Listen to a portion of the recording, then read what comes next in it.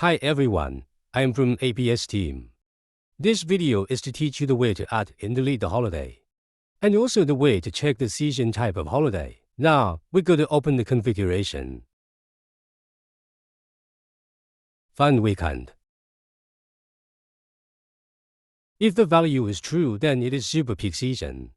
If false, then it is peak season. We can also edit the value at here. Now, we go to the setup. Find holiday. As you can see, the holiday date, name, and season type is all over here. We can delete the data here if we want. Then the holiday will be lost.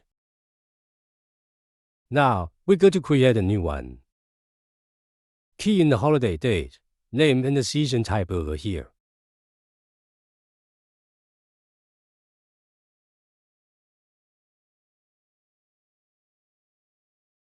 The season type we can check before we add a new one, and the operation to check I had told before this. After that, just click Save and Exit. Then the holiday was stored at here, as you can see. That's all for this video, and hope this video is helpful for you to more understanding about the ABS hotel software system. Thank you.